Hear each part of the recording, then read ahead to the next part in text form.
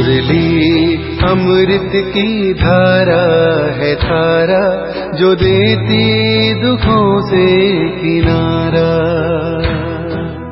मुरली अमृत की धारा है धारा, जो देती दुखों से किनारा।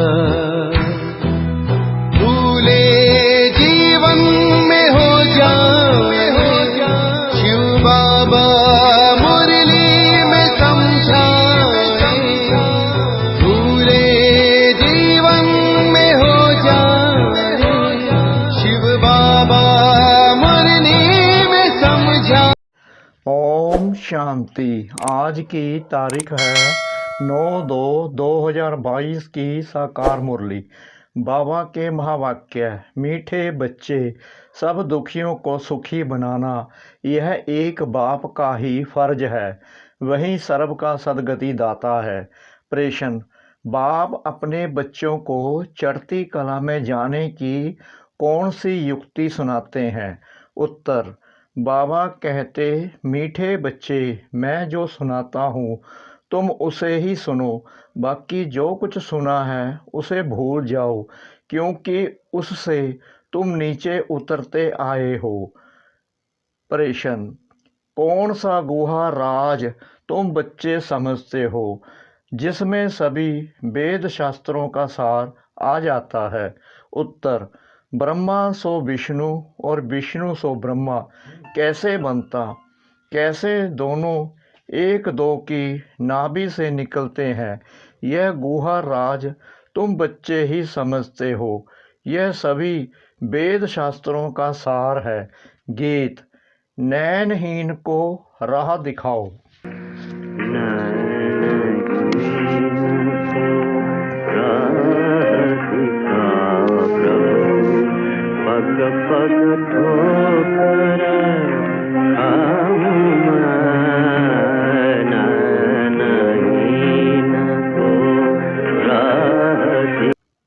ओम शांति। मीठे मीठे अति प्यारे सिकला दे बच्चे अर्थ तो समझते हैं। यूं तो बाप को सारे सृष्टि के बच्चे प्यारे जरूर हैं। बच्चे जानते हैं कि यह जो भी मनुष्य मात्र हैं वह परमपिता परमात्मा की संतान है, ईश्वरीय फैमिली है। फैमिली में सबसे जास्ती प्यार बाप से होता है, जिसने बच्चों को रचा है। बेहद का बाप कहते हैं, प्यारे मीठे मीठे सिकला दे बच्चे, 5000 वर्ष के बाद फिर से आकर मिले हो। कब मिले? इस संगम युग पर, जबकि बाप आकर सब बच्चों को अशांति से शांति में ले जाते हैं। शांति के लिए कितनी कॉन्फ्रेंस आदि करते हैं, आपस में मिलते हैं कि सृष्टि में मारा मारी बंद हो जाए और आपस में शांति कैसे हो, नहीं तो आपस में लड़कर विनाश कर देंगे। विनाश से डरते हैं। यह भूल गए हैं कि बाप ही आकर के सुखधाम अर्थात आदि सनातन देवी देवता धर्म की फिर से स्थापना करते हैं, जो अब हो रही है। तुम सब बैठे हो बेहद के बाप से बेहद सुख का बरसा लेने। तुम जानते हो बरोबर परमपिता परमात्मा आकर फिर आसुरी दुनिया का विनाश कराते हैं। विनाश तो जरूर होना चाहिए ना, क्योंकि इस समय सब दुखी हैं। यह बाप का ही कल्प कल्प का फर्ज है। जो भी दुखी हैं उन सबको सुखी बनाना है। बाकी जो खुद ही दुखी प्रतीत हैं वह फिर औरों को पावन सुखी कैसे बनाएंगे? सो भी सारी दुनिया की बात है। गाते भी हैं, सर्व का सदगति दाता एक है। हे परमपिता परमात्मा, आकर हम पतितों को पावन बनाओ। यह तो सब धर्म वाले जानते हैं कि भारत में गॉड गॉडिस का राज्य था। उस समय हम लोग नहीं थे। प्राचीन भारत की बहुत महिमा है। भगवान ने पहले पहले स्वर्ग रचा। उसका मालिक कौन था? भारत। स्वर्ग में सोने हीरे के महल थे। भारत बहुत साहूकार था। अब कलयुग के अंत में अनेक धर्म हैं, बाकी एक देवता धर्म प्राय लोप है। कंगाल महान दुखी बन पड़े हैं। अब यह बाप कहते हैं, यह ब्रह्मा दादा तो जवाहरी था। यह नहीं कहते हैं, निराकार बाप कहते हैं इस शरीर द्वारा कि यह ब्रह्मा भी अपने जन्मों को नहीं जानते हैं, तो ब्रह्म कुमार कुमारियाँ भी अपने जन्मों को नहीं जानते थे। मैं इनमें प्रवेश करता हूँ, यह भी ड्रामा में था। कैसे प्रवेश होते हैं यह सवाल नहीं है। बाप कहते हैं, मेरे को अपना शरीर नहीं है, मैं साधारण बूढ़े तन में आकर प्रवेश करता हूँ, आता भी हूँ भारत में। यह अपने जन्मों को नहीं जानता, मैं आकर इनको समझाता हूँ। यह सब बना बनाया बेहद का बड़ा ड्रामा है। जो सेकंड पास होता है वह फिर रिपीट होगा। यह बेहद ड्रामा का राज बाप ही समझाते हैं। बाप कहते हैं, बच्चे जो कुछ तुम दान पुण्य आदि करते आए हो, यह सब है भक्ति मार्ग। इनसे कुछ भी प्राप्ति नहीं है, क्योंकि भक्ति में अब कोई भी सार नहीं है। इतने यह सब चित्तर आदि जो कुछ बनाए हैं, इनको गुड़ियों की पूजा कहा जाता है। चित्तर बनाया, खिलाया पिलाया, डुबोआ, यह सब बेसमझी हुई ना। यज्ञ जब रचते हैं तो मिट्टी का एक बड़ा शिवलिंग और छोटे छोटे शालिग्राम बनाते हैं। यह किसकी पूजा करते हैं यह भी समझते नहीं हैं। बाप और बच्चों ने सर्विस की है, तब उनकी पूजा होती है। शिव का लिंग बनाते हैं, तुम बच्चों के भी शालिग्राम बनाते हैं। तुम बच्चे अब बरोबर भारत को पवित्र बनाने की सर्विस कर रहे हो। तुम हो खुदाई खिदमतदार, तुम्हारी बाप से प्रीत है। बाप की श्रीमत पर चलते हो, तब श्रीमत भगवत गीता गाई हुई है। भगवान कोई शास्त्र नहीं पढ़ेगा, कोई भी धर्म स्थापक कब शास्त्र नहीं उठाते। वह आते हैं धर्म स्थापन करने, उनके पास जो नॉलेज है वही सुनाएंगे। ऐसे नहीं कि क्राइस्ट ने आकर बाइबल पढ़ा, नहीं, वह आया धर्म स्थापन करने। बाप आकर श्रीमत देते हैं। श्री अर्थात श्रेष्ठ मत, ऊंचे ते ऊंची मत है ही भगवान की। तुम बच्चे अब श्रीमत पर चलते हो। बाप कहते हैं, बच्चे मुझे याद करो, बस अक्षर ही दो हैं। बड़े प्यार से कहते हैं बच्चे, तो वह है बाप और हम सब हैं ईश्वरीय फैमिली के मेंबर्स। यह बात किसकी बुद्धि में नहीं होगी, इनके बुद्धि में भी नहीं थी। अब बाप बैठ इन द्वारा समझाते हैं कि यह सब जो मनुष्य आत्माएं हैं, इन सब आत्माओं को मुझे पावन बनाए वापिस ले जाना है। मैं ड्रामा अनुसार फिर से आया हूँ तुमको वापिस ले जाने। यह बाबा आत्माओं से बात करते हैं, इनकी आत्मा भी सुनती है। बरोबर बाबा हमको नॉलेज दे रहे हैं। इनको अपना शरीर तो है नहीं, श्री कृष्ण का साधारण रूप नहीं कहेंगे। वह तो स्वर्ग का पहला प्रिंस था। फिर यह सब कह देते श्री कृष्ण भगवानुवाच। यह तो हो भी नहीं सकता। कितना फर्क है, संगम पर श्री कृष्ण हो ना सके। आर्टिफिशियल कृष्ण तो बहुत बनते हैं, बाकी प्रैक्टिकल सतयुग में होगा। कृष्ण के नाम से दूसरा थोड़ी कोई हो सकता है। नाम तो बहुत अपने ऊपर रखवाते हैं। बाप कहते हैं, बच्चे इस अंतिम जन्म में पवित्र बनो, तो पवित्र दुनिया की स्थापना में मदद होगी। पवित्रता तो अच्छी ही है, बहुत बच्चियां मार खाती हैं, अबलाओं पर अत्याचार होते हैं। लिखते हैं, बाबा क्या करें, हमको इस बंधन से छुड़ाओ। नाटक में दिखाते हैं द्रौपदी को साड़ियाँ दी, यह एक कहानी बना दी है। बाबा कहते हैं, बच्चे अब पवित्र बनने से 21 जन्म तुम कभी नंगन नहीं होगे। वहाँ है ही राम राज्य। मुख्य विकार है अशुद्ध अहंकार, देह अभिमान, देह से मोह रहता है। वहाँ है आत्म अभिमानी, समझाते हैं हम पुराना शरीर छोड़ दूसरा लेते हैं, उसको आत्म अभिमानी कहा जाता है। बाप कहते हैं तुम सब आत्मा हो, शिव बाबा को याद करते रहो क्योंकि अब वापस जाना है। यह है आत्माओं की सच्ची सच्ची रूहानी यात्रा। सबको सुप्रीम बाप के पास जाना है।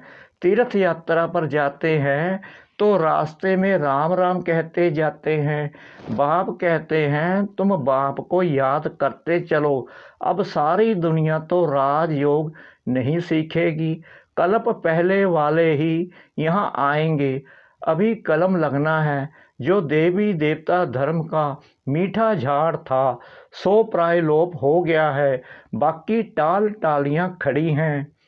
बनैन ट्री का मिसाल, वैसे ही इस देवी देवता धर्म का जो फाउंडेशन है वो सड़ गया है, बाकी निशानियाँ यानी चित्र रहे हैं, परंतु वह कौन है यह किसको पता नहीं है, ना अपने धर्म का पता है, इसलिए हिंदू धर्म कह देते हैं। बाप कहते हैं तुम्हारा भारत कितना सिरताज था, धर्म के लिए ही कहा जाता है रिलीजन इज माइट।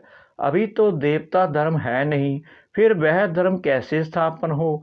बाप है सर्वशक्तिवान, वर्षा उनसे मिलता है, ताकत भी उनसे मिलेगी। बाप है सृष्टि का बीज रूप, हम उनकी फैमिली हो गए। बाप सत्य है, चैतन्य है, ज्ञान का सागर है। सब कुछ आत्मा में है, आत्मा ही सुनती है, पढ़ती है, आत्मा में ही अच्छे बुरे संस्कार होते हैं।